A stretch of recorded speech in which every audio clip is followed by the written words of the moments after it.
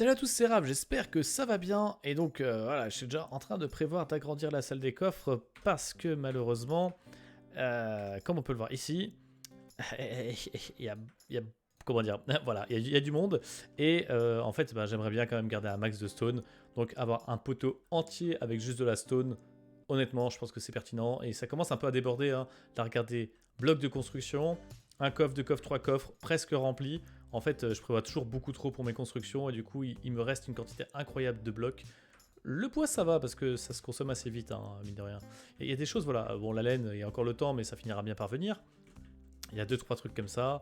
Bon, j'ai vidé cet espace aussi. Bon, il y a pas mal de choses qui vont bouger dans cette salle des coffres. Et ici, nous avons une machine. Ah. Et oui, je suis en train d'essayer quelque chose. Donc ça, c'est pour une petite surprise. Ceux qui sont bons en redstone, je vous montre un petit peu. Mais j'expérimente un truc, hein. À vous de vous faire une idée de ce que c'est. Mais voilà. Hein, là, je vous en dis pas plus. Mais voilà. Donc là, une machine à redstone. Je suis en train d'expérimenter un truc, donc ça va rester là un petit paquet de temps. C'est pas très grave, c'est pas comme si le sous-sol était décoré. Mais du coup, allons quelque part où il n'y a pas de machine Bon, bah, on va parler de redstone aujourd'hui, hein. C'est parti. Non, je vous rassure, c'est fait exprès. J'ai gardé cette structure exprès pour enregistrer cet épisode et j'aimerais bien le virer de là parce que c'est devant ma maison, c'est tout moche. En fait, là, j'ai mis en place le poste de police. Donc, je vais quand même vous le présenter, le poste de police, avant de commencer le bazar. Pour le poste de police, il me faut ma police box dans laquelle il y a mon stuff de policier. Donc voilà, le stuff de policier, c'est quoi? C'est tac, tac, tac, tac. J'arrive, pam, pam, pam. Et surtout, j'ai mon pass de policier. Donc là, voilà, en gros, l'idée, c'est que vu que j'ai le méchant Jacques Chirac, n'est-ce pas, a ridiculisé l'usine à Bob, voilà, on a mis en place une police pour permettre aux habitants de Particube de pouvoir porter plainte s'ils ont besoin. Donc voilà, donc là, ici, ils peuvent déposer le courrier si jamais on n'est pas là. Donc voilà, les habitants de Particube rentrent ici et discutent avec l'agent de police ici. Éventuellement, si vous attendre, il se pose là. Et là, il y a l'accès au personnel de police. Mais comme vous pouvez le voir, c'est une porte en métal, donc il n'y a pas moyen de passer. Et bonne journée, au revoir, bien entendu. Bon, bien entendu, n'importe qui avec une pioche peut passer, mais restons un peu fair play, on pète pas les constructions des autres. On n'a pas envie d'être ban. Donc comment tu fais pour passer ici? Bah, c'est pas compliqué. En fait, il faut un pass de la police pour pouvoir passer. Et où est-ce qu'on le met le pass de la police? On le met là-dedans. Bon, en plus, c'est vachement trompe-l'œil parce que j'ai mis exprès du stuff qui sert à rien dedans. Mais quand on met le pass de la police, alors attention, il faut être réactif, la porte va s'ouvrir. Hop là. La porte s'ouvre, se ferme, et là, je récupère mon pass de la police. Et si je veux sortir, j'ai juste appuyé sur le bouton. Là. Là, il n'y a pas de problème là-dessus.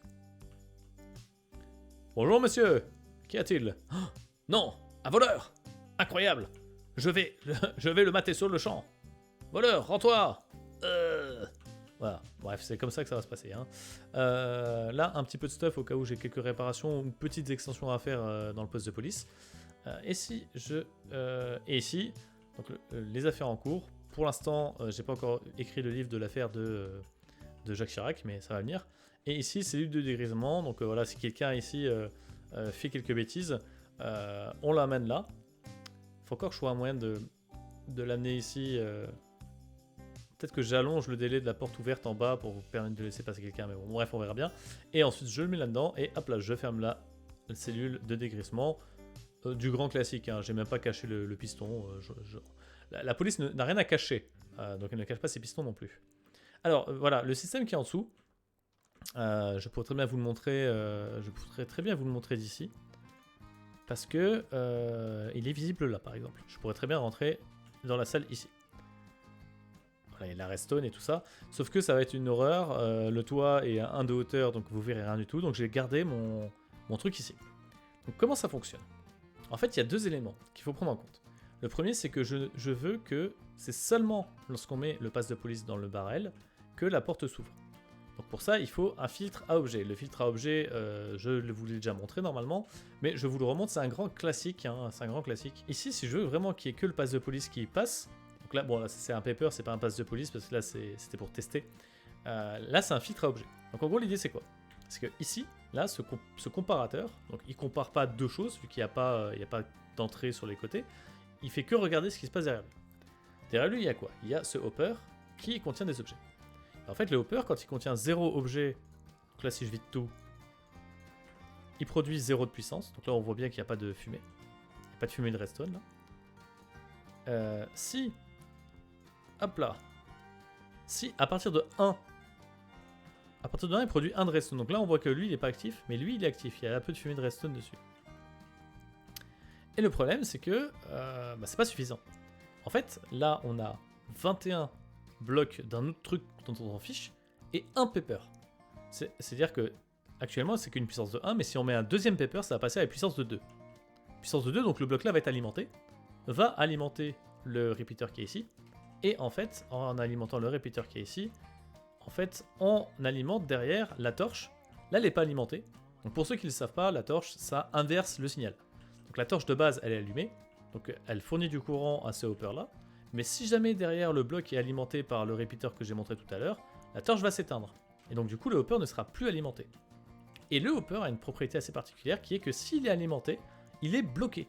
Il n'y a rien qui rentre, il n'y a rien qui sort. C'est un bloc vide. Un bloc plein, peu importe. Donc là, par exemple, normalement, le hopper, il est censé balancer le papier en dessous. Mais il ne le fait pas parce que celui-là est bloqué par la torche. Si jamais je rajoute un papier ici, ça va désactiver la torche. Et du coup, le papier va pouvoir rentrer dans celui-là. Donc ça, c'est le premier système. Ça filtre l'objet. Ok, c'est cool.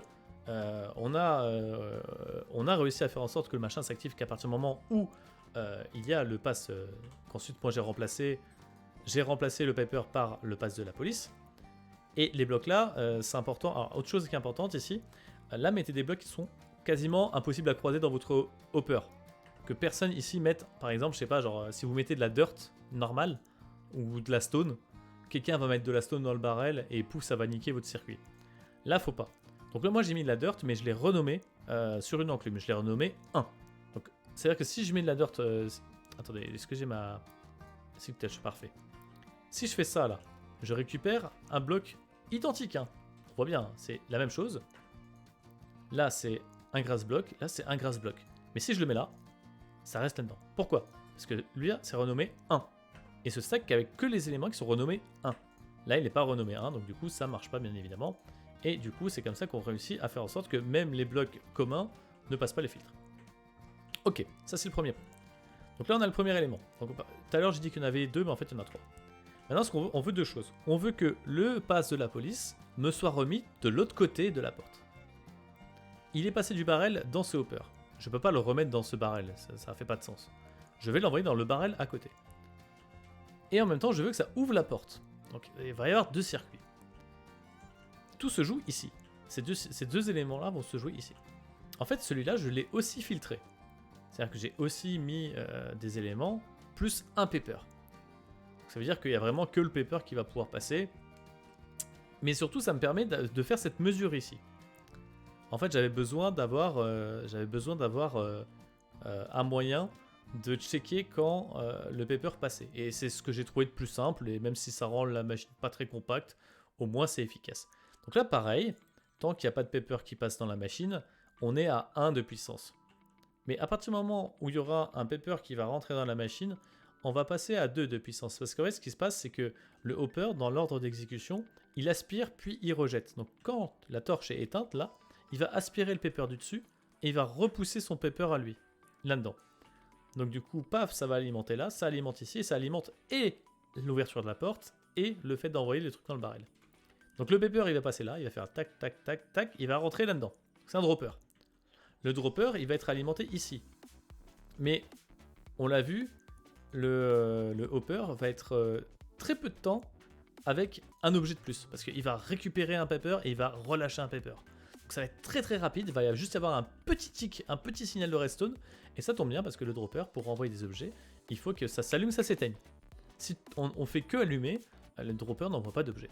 Et donc du coup, ça s'allume, ça s'éteint. Le dropper va envoyer l'item et en fait, ça a une certaine portée, on va dire. Si vous enchaînez les droppers, là, le papier qui est là, il va remonter jusqu'ici. Dans le barrel. Voilà. Alors du coup, pourquoi est-ce qu'il y a un papier ici? Parce que en réalité, il n'a pas le temps de l'envoyer, donc du coup, j'en rajoute un. C'est-à-dire qu'au moment où lui tique, dans tous les cas, il y en a un en trop et du coup, ça passe quoi. Donc ça, c'est cool, ça c'est cool.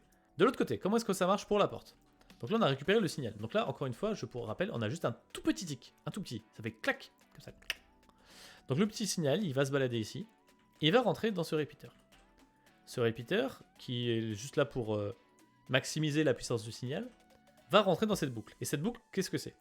Bah, c'est un comparateur, il arrive là, il récupère le signal en entrée. Le comparateur, quand il est collé juste à de la redstone et qu'il n'y a rien qui arrive sur le côté, il compare pas, il fait rien, il fait le même effet qu'un repeater, sauf qu'il n'amplifie pas le signal. Donc le signal il rentre, il va perdre en puissance de 1, il rentre, il perd en puissance, tout doucement, mais il va le perdre tout doucement. C'est-à-dire que, en fait, à la place d'avoir juste un tick, on va avoir le tick qui rentre là et qui va durer le temps que le signal passe pas à 0. Et ça prend un petit peu de temps quand même. Et ce temps-là, ce qu'il se passe, et ben tout simplement ça tourne ici. Et tant que ça tourne ici, et ben la porte est alimentée. Donc tant que la porte est alimentée, pouf, elle est ouverte. Et au moment ici où c'est plus alimenté, ça finit par se refermer. Et ça se traduit par le petit tick qui dure, quoi, même pas un dixième de seconde. Bah finalement il finit par durer 1,5 seconde, 2 secondes. C'est vraiment cool. Voilà, ça c'était le circuit pour la police. J'espère que ça vous aura appris pas mal de choses, hein, parce que ça fait quand même déjà un petit enregistrement. Pas mal de redstone aujourd'hui.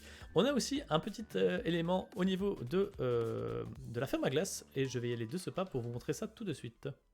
Bon, alors on a eu un petit prank au niveau de la ferme à glace. Alors, quand j'ai fait la conclusion de l'épisode précédent, en fait, je l'avais déjà découvert. Parce que j'ai un peu traîné à faire la conclusion de l'épisode précédent. je l'avoue. Et voilà, nous avons donc Olaf ici et la Reine des Neiges. Mais attention, c'est pas n'importe quel Olaf et Reine des Neiges. Hein. C'est... Voilà, c'est... vous pouvez voir qu'ici, il y a une tête, c'est ma tête, avec la Reine des Neiges juste à côté. Avec une Pokéball. Un mec plutôt mastoc, hein. C'est vrai que je suis baraque comme ça dans la vraie vie, hein, c'est connu. Je te choisis Elsa à l'attaque. Elsa utilise Dynamax, donc voici Elsa Dynamaxée en fait, sortie de ma Pokéball. Incroyable. Et de l'autre côté, nous avons DPK, qui a rejoint le serveur récemment et qui est bon, un de mes potes de Pokémon. Et lui, il a Olaf, donc voilà, Olaf utilise Dynamax. Contre-attaque Olaf, Olaf utilise Dynamax. Je trouve ça super stylé. Je trouve ça vraiment ouf. Et ça rajoute un petit peu de... Je trouve ça bien. Je trouve ça vraiment bien. Ça me donne envie de reconstituer la montagne ici, tu vois. C'est vrai qu'on pourrait la reconstituer, hein, il y a de l'espace là. C'est vrai qu'on a creusé un bout de montagne pour rien. je pleure. C'est quelques demi-heures de perdu. Mais voilà, je trouve ça vraiment sympa et ça fait vachement plaisir. Et en plus de ça, faut dire que Rin s'est quand même pas mal investi sur ce projet. Merci à elle, parce que quand on regarde d'ici, voilà, le portail qui était complètement loose, là, c'est devenu une magnifique... un magnifique endroit, enfin un endroit un peu protégé et tout. Bon, bah après avoir vu un petit peu ce que donnait cette espèce de Reine des Neiges géante, on va se laisser ici. Et oui, c'était quand même un épisode déjà assez dense, on a pas mal parlé redstone, et ça serait un petit peu long de vous proposer d'autres constructions sur cet épisode, mais le prochain, on va s'attaquer à la maison des bonbons, ou en tout cas on va s'attaquer à sa décoration, et comme vous pouvez le voir, je me suis mis en mode tenue spéciale de Noël pour l'occasion. Allez, à la prochaine!